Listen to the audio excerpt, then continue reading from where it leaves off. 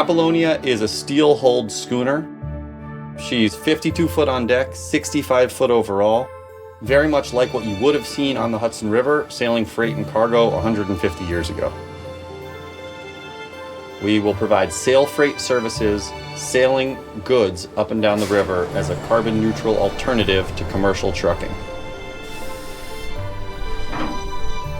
If shipping is all about just getting something from point A to point B as fast and cheap as possible, like who cares about the consequences, then we can't compete, right? What we're trying to do is bring awareness to what are the impacts and what are the consequences of our shipping decisions and what are alternatives we can do. The idea with Apollonia is not that we're as fast, and it's not that we're as cheap as a box truck driving down a highway, right? The point to us is that we are providing a shipping option which doesn't have all the negative externalities that are typically associated with regular shipping. And then the other side of it is like, so what is the truck driving down, right? The truck's driving down a highway that is made of petroleum. And then what's our sort of highway, so to speak? It's the Hudson River.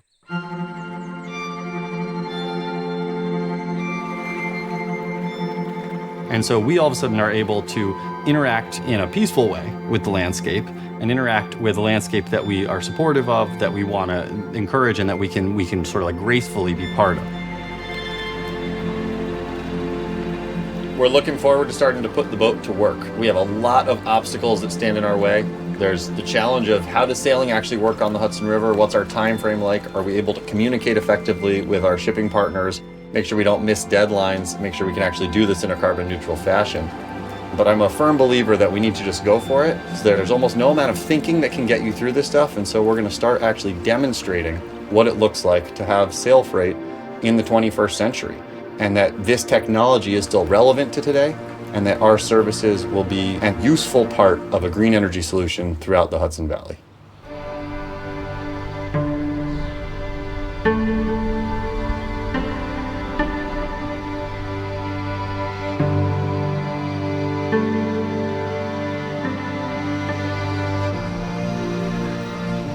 It's after 5 years in the making. This is the first time we can say we're getting underway and we're going to sail to New York City. We are going to explore along the way, and we are bound for New York with our hold full of cargo. So it's a big day for us.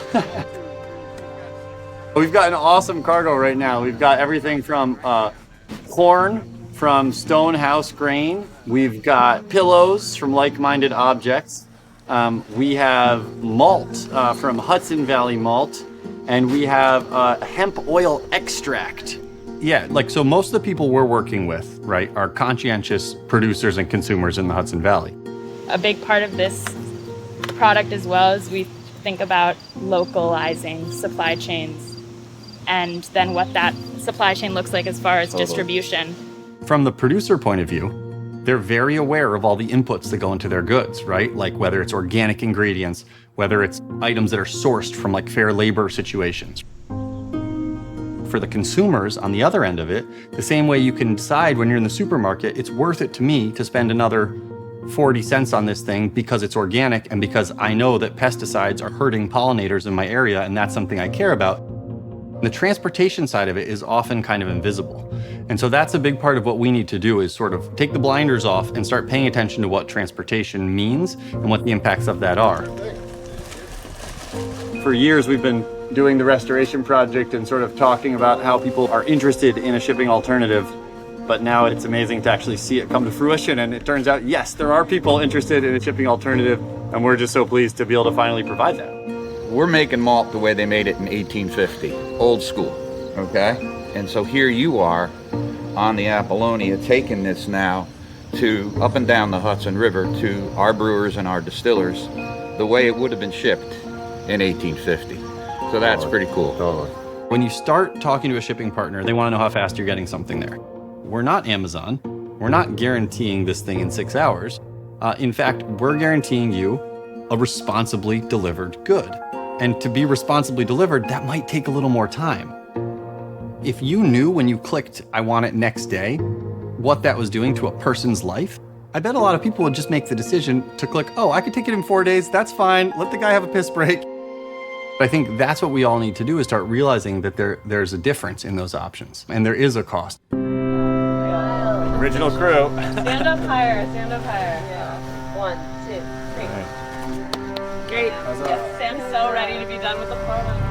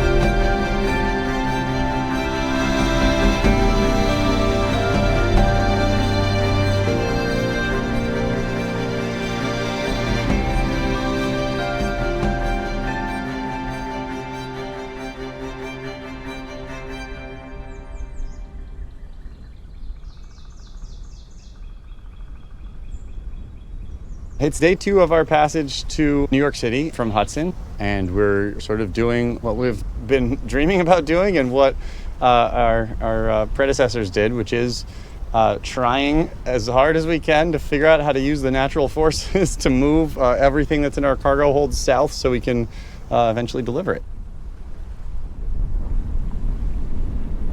Let's go downwind a tiny bit more, huh? Because Cool. I guess we should start heading where we're heading. It's a cool job nowadays to be a sailor, you know? Back, 200 years ago, that was a common thing. But these days, if that's your profession, people are usually impressed. I've only lived in this area for a year, and I was just doing dock work. But I was on the dock getting my first day tour, and the dock master was like, "Oh, like this is a steel schooner. It's a cargo schooner." And I'm like, "What?" I've been in the sailing world, and I'd never heard of sail freight as a modern thing. I ran into Sam on the docks, and he showed me a tour of the boat, and I said, "I want to be part of your crew," and he said, "Okay." It's just dumb luck, I guess. But then also a lot of enthusiasm. Being from the Cape, I grew up around boats. So I know boats very well, but the ins and outs of sailing as a sport is something that I've gotten competent at this past year being involved with this project, which is really cool. I think I was on my way back to Cape Cod and I just drove up here to say hi and meet and greet everybody. And the day I arrived was the day they were stepping the masts. So instead of, meeting everybody and seeing what was up, it was like, "Hey, do you know what you're doing? Do you have an extra hand? Can you stay?" So I stayed for a week and didn't know them at the time, but that was that. The thing about Apollonia is she's just beautiful, and like no one can not pay attention to something so beautiful as Apollonia. Every place we have docked, people just come up and ask a lot of questions. It's like a really great way to engage with the public. She's a floating environmental message. If you talk to someone who knows boats really well, they often look at Apollonia and there is this moment where they're like, it's a little weird what we have going on here, right? We've got a traditional rig, but we're using modern materials. And honestly, this hull, it's a steel hull with a Detroit diesel. And so we've had awesome conversations with a lot of the tugboat guys, because in some ways they see us as a work, like if you know boats, you're like, this is not a yacht. The neat things about what we're doing is we're certainly looking to the history to learn lessons for the future. The Hudson River was the original superhighway of our region. I mean, you go back to the early 1800s and that's how everything was being moved around this area.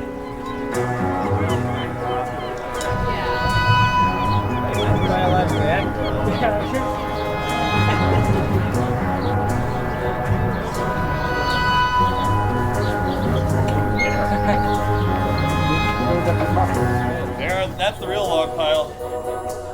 Yeah, this was just the warm up. Should we do a little group stretch?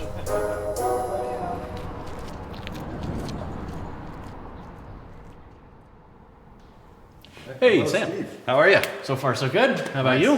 What's going on here? We're working on choosing some images for the Sail Freight exhibit, which will be coming Excellent. up. So we got 1860s or so. With, there's at least 2 schooners in there, mostly sloops, but there's 2 schooners. Great. I wrote my master's thesis on what it would take to bring sail freight back to the U.S. Sam is the captain of Apollonia, which is the only sail freighter active in the U.S. at this time. Well, yeah, that too. Yeah, these are all barrels. If you walk down the Rondout, especially out to Kingston Point, in 1860, 1870, around the peak of sail freight, you're going to see a lot of sails. There's 150 miles of navigable water on the Hudson. You're looking at like 250, 400 vessels going up and down pretty much constantly. Sail freight carried literally everything. The Hudson Valley essentially built New York City. Massive amounts of cement mined out of the veins of dolomite limestone in this area, huge amounts of bricks. Bluestone was a huge thing for sidewalks here. Anything agriculture that isn't fresh produce was basically moved by sail freight as well. All over the world, sail freight is a proven thing. That's how things were moved. Then there was a momentary blip, really, in the sort of human experience where oil became so affordable and internal combustion engines took over, and we decided that moving a little bit faster and keeping a schedule was more important.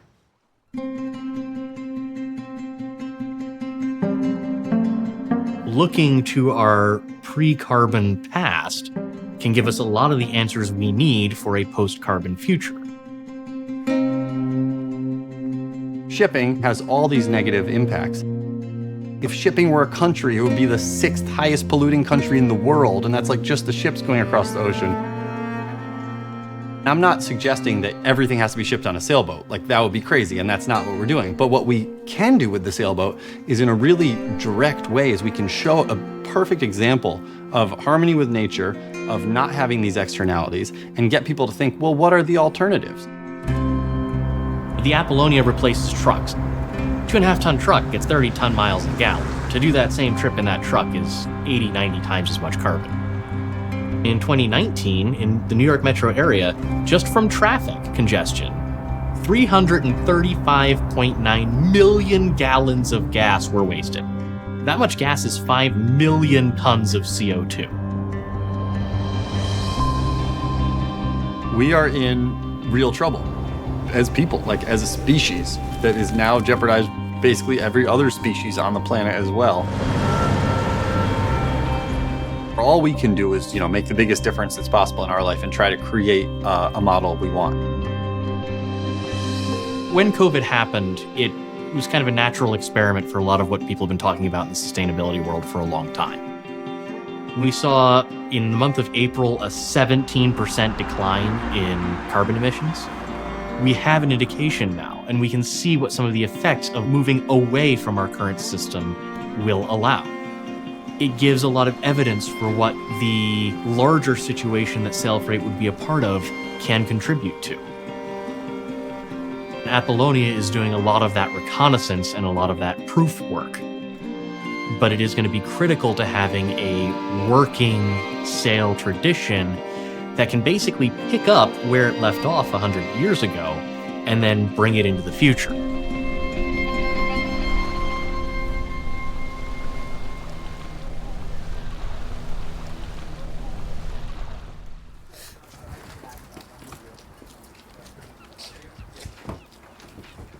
So she was built in 1946 in Baltimore.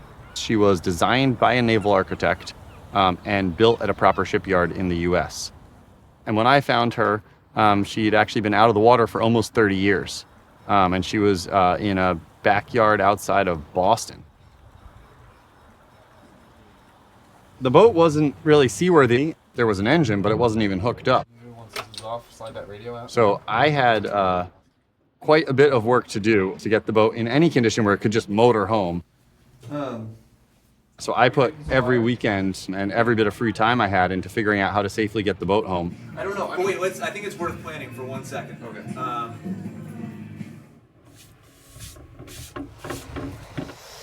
By mid-October 2015, I think I had the boat in good enough shape that we felt like we could motor home. And I got an amazing crew of friends and volunteers together. Hey, cheers! Cheers! Now you gotta bring it. Now we gotta bring it.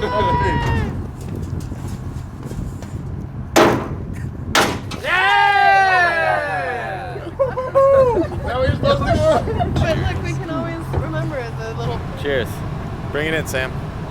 Hey, cheers. Cheers. But it was just literally, can we get it home without it sinking to the bottom of the ocean was kind of the first challenge.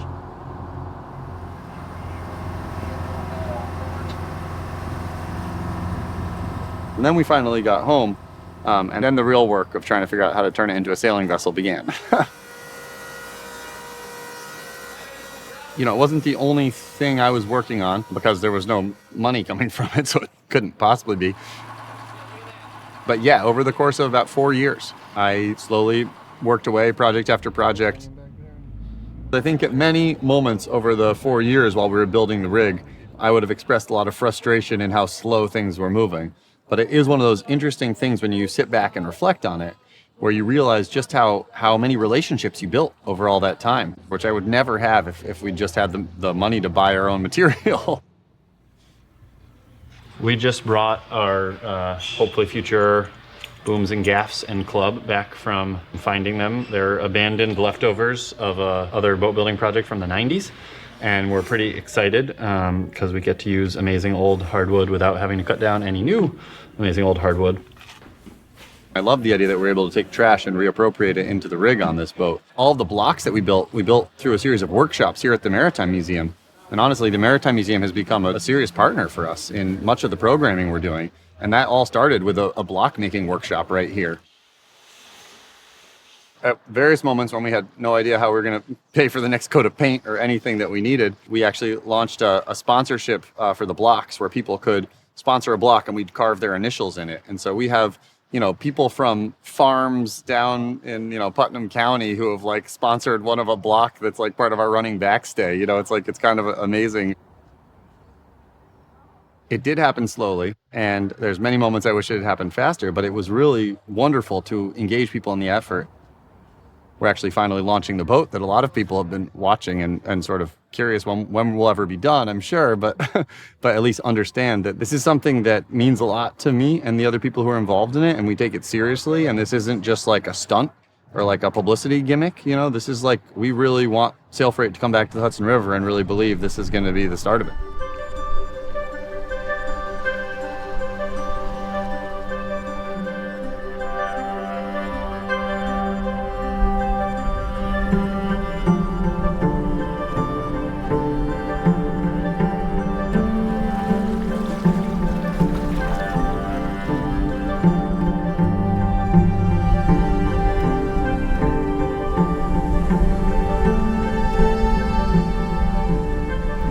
Sailing the Hudson is hard.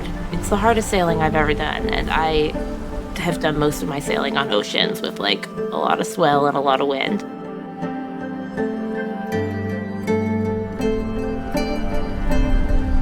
It's hard. It's really hard. People always say that the Hudson is a great place to learn how to sail. It's like a crash course, like all the different things that could go wrong stuck together in this tiny little area. But it's also easier because you don't have to do compass bearings because you're on a railroad track, basically. It's like you're either going north or south. Okay, keep this. I know it feels like you're heading toward the bridge, but you are. But in just a second, we're gonna attack. Right, and then we'll be clear of this one. Ready about! Ready about! Attack. Coming over! Apollonia is an ocean-going vessel. Basically, she is meant to go across oceans, set and forget. But the way we sail her, like, there's no downtime. You need people working all the time. The Hudson, the wind is always changing. The currents are often stronger than the wind is, so you really have to think about where the current's coming from every time you sail.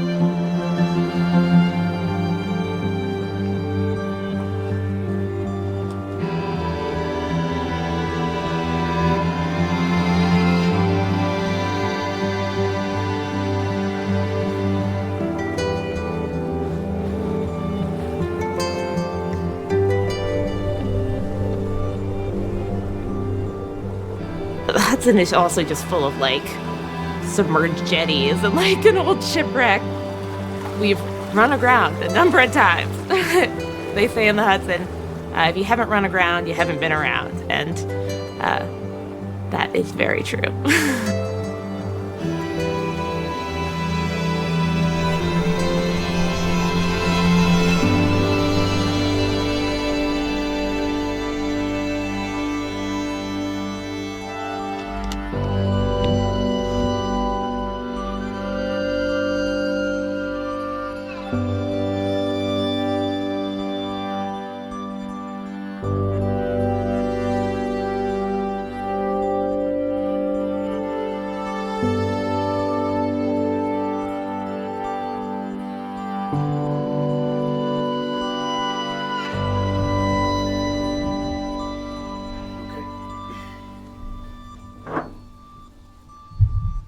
What we need to do is establish trade routes. And to me, what a trade route is it's a connection. Something's made somewhere, it needs to get somewhere else, and we're connecting it by the water, right? And as we start to understand these trade routes, like we can sort of assess how well Apollonia fits for it. I'm very excited about the way it can scale in that it's supporting more and more boats, right? And it could scale up either through a number of vessels or potentially just through one vessel that's a little bit larger. All of a sudden, the freight starts becoming a lot more reasonable. Sail freight has a lot of different classifications to it, and basically 3 rungs on the ladder of trade. You have inland trade, inland waterways, which would be like us on the Hudson. We're technically an inland waterway, and that's going to move food down to the city. Once you're in the city, though, you might not just deliver there. You could then move to the next rung on the ladder, which would be coastal trade. And that would be, for example, from New York to Tampa, or along these coastal routes where you can connect things together. And then the third is the more what people usually think of with shipping, which is transoceanic routes. Getting to that future is literally as simple as what Apollonia is doing right now. I see it personally as a test case. Realistically, it's going to be hard to get the numbers to add up, but that's not what it's about for me. Because it's worth exploring these things and having them fail than looking at the numbers ahead of time and thinking that it's not a good bet and not doing it. Here comes Newburgh. One boat? Okay, that doesn't really do too much. But if you learn what needs to be done, what needs to be changed, and you apply that, and you launch 500 other boats, that is a massive impact.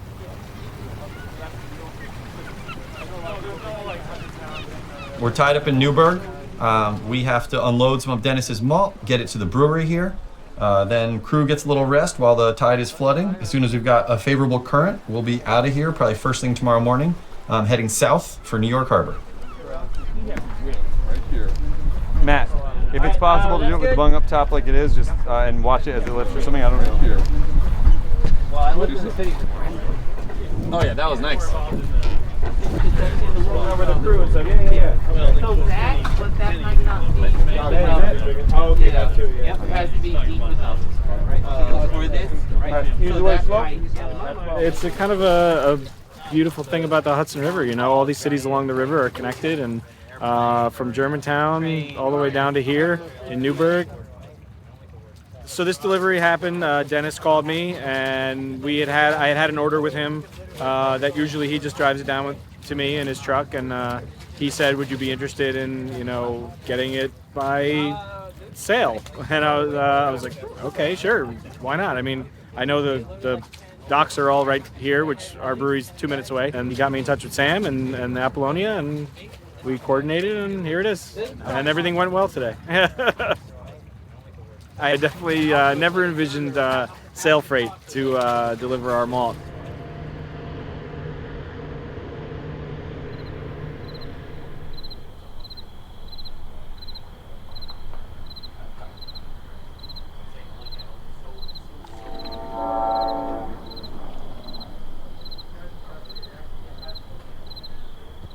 I'd mostly sailed like little Catalinas, and so obviously you have to have a bigger boat if you want to move stuff. But I didn't feel comfortable getting into a huge vessel.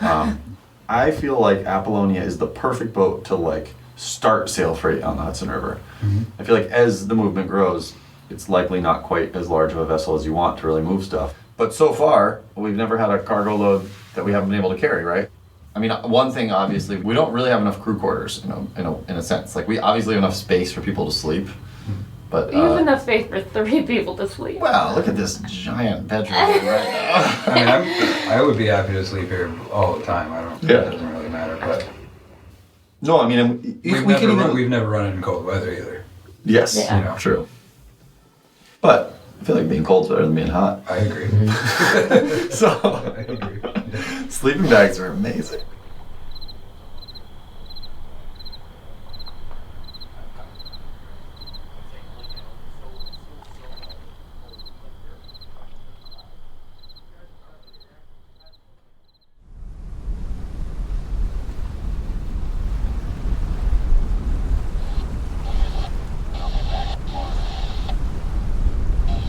Security call, schooner Apollonia will be under sail southbound, bound for Brooklyn.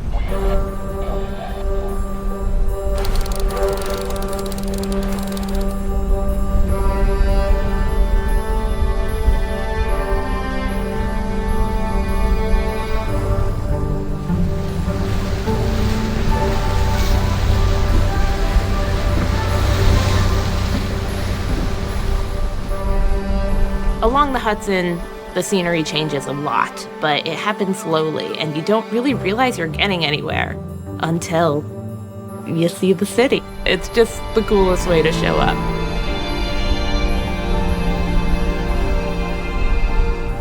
That was something. We were listening to Coltrane, which we thought was appropriate. And it was beautiful, yeah.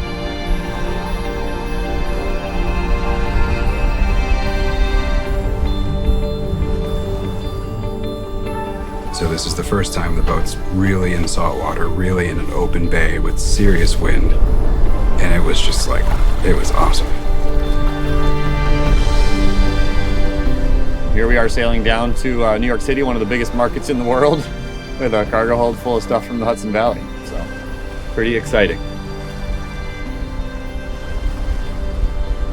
First stop is South Street Seaport, so that's the bottom of Manhattan Island. There's a market there we're going to be involved with our partners at Fulton Stall Market. And then we push off to Brooklyn, where we're bound for the Gowanus Bay to tie up with our friends at the Ready Center in Red Hook.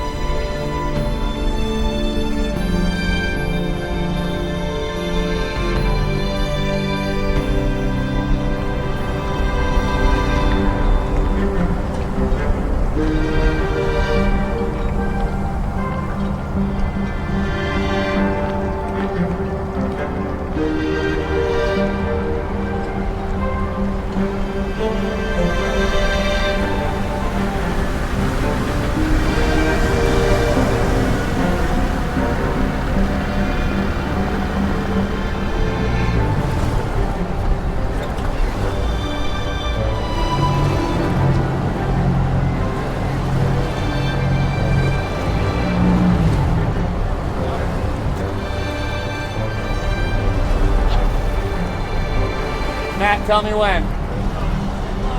Thank you so much.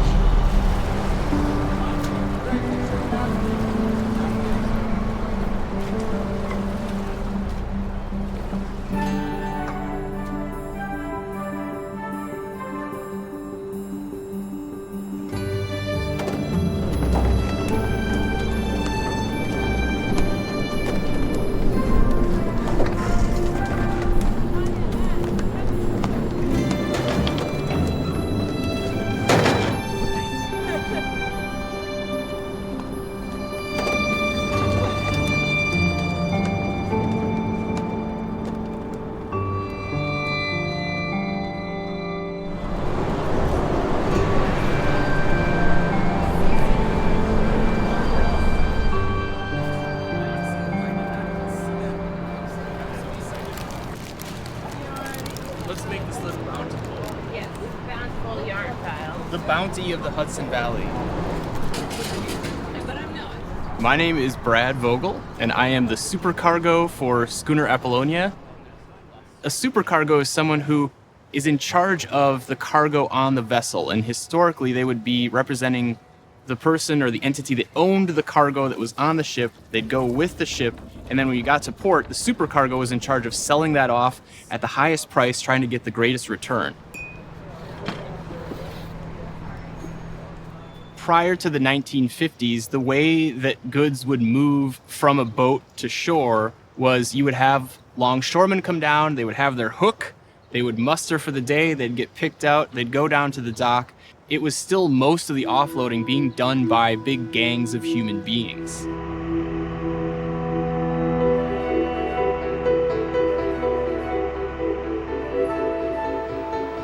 Containerization was this understanding that you could skip some of that by mechanizing this offloading of cargo and the transport of cargo by standardizing a shipping container, because you could then build vessels that could take this set form and volume of cargo in a way that everyone understood was the standard way to ship it.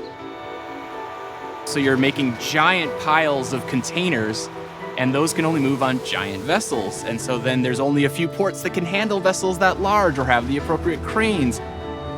That really minimized the maritime commerce realm down to a few specialized nodes. So like the port of Newark and Elizabeth and Long Beach on the West Coast, there's a much smaller number of places where actually viable ports. To attempt to be financially and economically efficient is to be fragile. This is what the traffic bottleneck looks like at the ports of LA and Long Beach. There are dozens of cargo ships just sitting in the water waiting to be unloaded. There's actually not enough truck drivers to clear up the backlog at the ports. The supply chain is so long, but depends on such tight timing that there's a massive opportunity for anything to go wrong and no way to deal with that on either end if it does. You have to design resiliency into sail freight infrastructure because it cannot run on a schedule. Loading by hand break bulk cargo requires more labor than working with containers, so there will be jobs there. So you're gonna need sailors and dock workers and warehousing. There's so many things that have happened that have sort of shown us that we need local resiliency and we need alternative solutions for doing things, and we want to make sure that we have a different way when something's not working out the way we expect it, right? The Apollonia is not meant to be a history project. It's really a very forward-looking venture because it sets the stage for a whole reawakening of potential ports. It's a venture that is re-knitting local geographies together in the way that they grew organically. We're going to have a chance to at least show people there is another way and to get people to start thinking about the other ways to transport goods. We can afford to have a little bit more time elapse if we, the consumer, know that we're doing this for the right reason. And the right reason is we're shipping with the power of the wind, and we're staying as off fossil fuel as we possibly can from the time it leaves the producer to the time that it actually gets to the end consumer.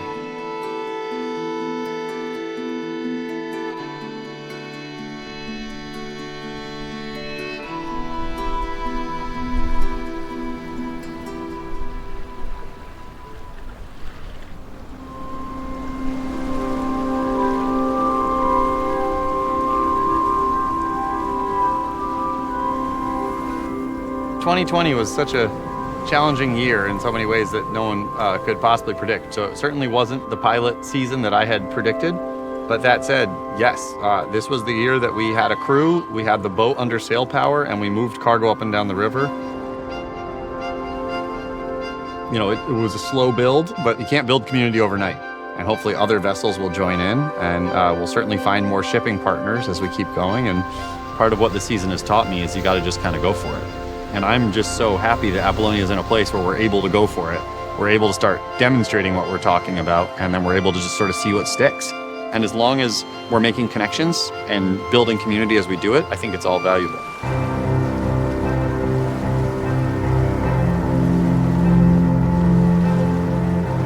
This is a solution that creates a world that I want to live in.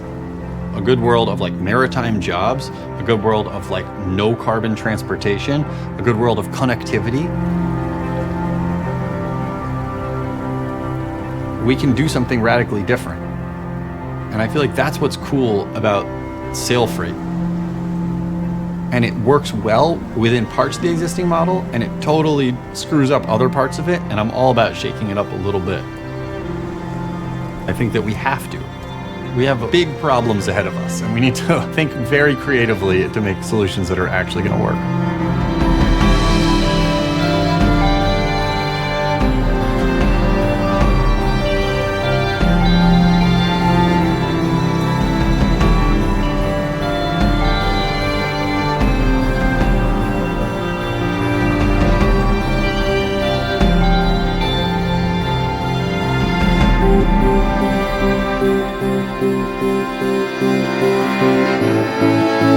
Thank you.